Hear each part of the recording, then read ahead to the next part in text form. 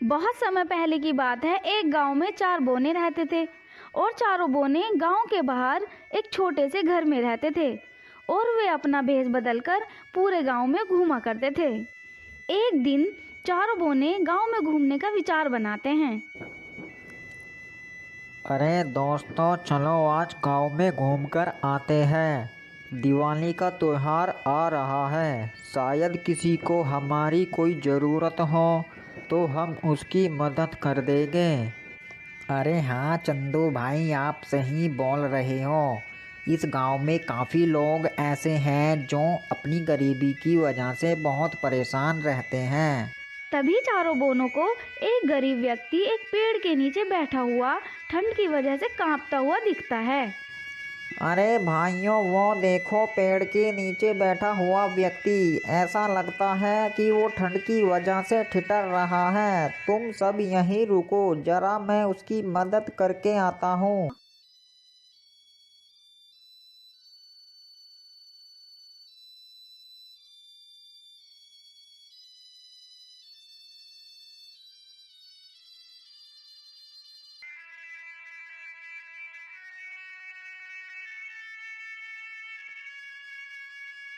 तभी चारों बोने उस व्यक्ति की मदद करके गांव में और अंदर जाते हैं और कुछ आगे जाते ही उन्हें एक व्यक्ति अपने घर के बाहर बैठा हुआ रोता हुआ मिलता है। हे ऊपर वाले, दिवाली का त्योहार आ रहा है। पूरा गांव अच्छे से दिवाली की तैयारी में लगा हुआ है और मेरे घर में अनाज का दाना तक नहीं है। अरे दोस्तों देखो, वो व्यक्ति शायद किसी मुसीबत में है। चलो चलकर देखकर आते हैं। हाँ हाँ चलो भाइयों।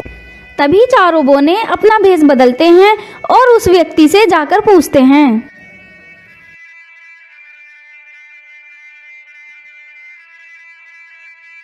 अरे भाई, क्या हुआ? तुम क्यों रो रहे हो? क्या तुम किसी मुसीबत में हो?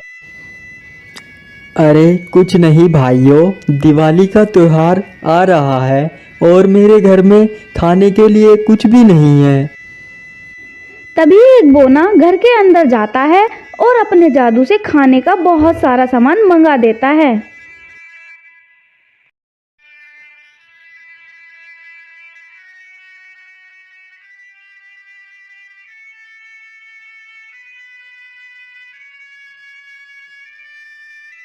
चारों बोने पूरे गांव में घूमते हैं और जिस किसी को किसी चीज की जरूरत होती तो चारों बोने अपने जादू से उनकी मदद कर देते थे।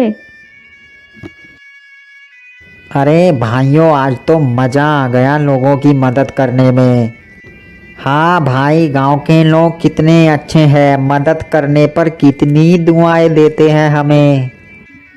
चारों बोने आपस में बात ही कर रहे थे, तभी उन्हें किसी बच्चे की रोने की आवाज आती है। आज मेरी माँ मुझे फिर मारेगी। बाजार में किसी ने भी मेरे फल नहीं खरीदे। सारे फल ऐसे ही बचे हुए हैं। अरे भाई, ये बच्चा कौन रोता हुआ आ रहा है? तभी चारों बोने बच्चे के पास जाते हैं। अरे छोटे बच्चे, तुम क्यों रो रहे हो? और ये खुद से भी ज़्यादा वजन की फलों की टोकरी कहाँ लेकर जा रहे हो? बोनों का असली रूप देखकर बच्चा बहुत ज्यादा घबरा जाता है। तुम कौन हो और तुम इतने छोटे कैसे हो गए? अरे बेटा, वो सब तुम छोड़ो। बस तुम क्यों रो रहे हो ये बताओ। छोटे बोने, मेरी एक सौतेली माँ है जो मुझे बहुत मारती है, घर का सारा काम कराती है और बगीचे से फल तोड़कर मुझे बाजार में बेचने के लिए भेजती है। आज बाजार में फल नहीं बिके और अब घर जाते ही मेरी माँ मुझे बहुत मारेगी।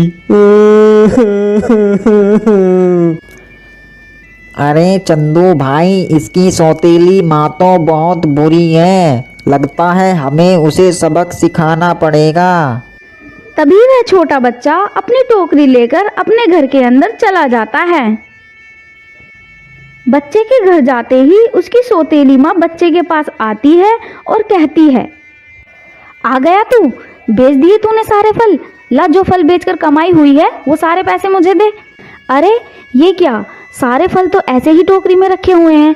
अच्छा तो तू आज भी ऐसे ही सारे फल वापस लेकर आ गया, रुक जा तू, आज तुझे आज मैं सबक सिखाती हूँ। तभी बच्चे की सौतेली माँ बच्चे को मारने के लिए एक छड़ी लेने जाती है। बच्चे पर यह सब जुल्म होते हुए पास में रखी एक मेज के पीछे छुपकर चारों बोने यह सब देख रहे थे। अरे चंदू भाई, ये औरत नहीं चंडाल है, इसे तो सबक सिखाना ही पड़ेगा। तभी सौतेली माँ छड़ी से बच्चे को मारने के लिए छड़ी उठाती है। तभी पास में खड़ा एक बोना अपने जादू से उस छड़ी को एक सांप बना देता है। सांप को देखकर उसका शरीर सुन्न सा पड़ जाता है और वह उस सांप को फेंक देती है।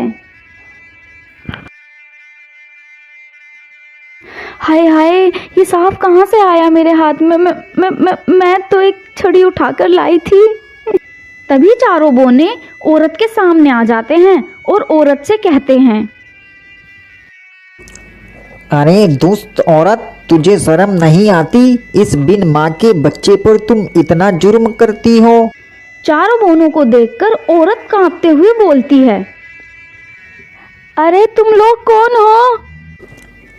हम चारों जादुई बोने हैं, और अगर तूने अब इस बच्चे पर और अत्याचार किया तो तुझे हम अपने जादू से एक बिल्ली बना देंगे। बोनों की बात सुनकर, अरे जादुई बोने, मैं आगे से ऐसा कुछ नहीं करूँगी, मैं इसका अब से बहुत ध्यान रखूँगी और उसे स्कूल में पढ़ने के लिए दाखिला भी दिला दूँगी। सौतेली माँ की बात सुनकर बच्चा बहुत ज़्यादा खुश हो जाता है और चारों बोनों का धन्यवाद करता है। तभी चारों बोने वहाँ से गायब हो जाते हैं।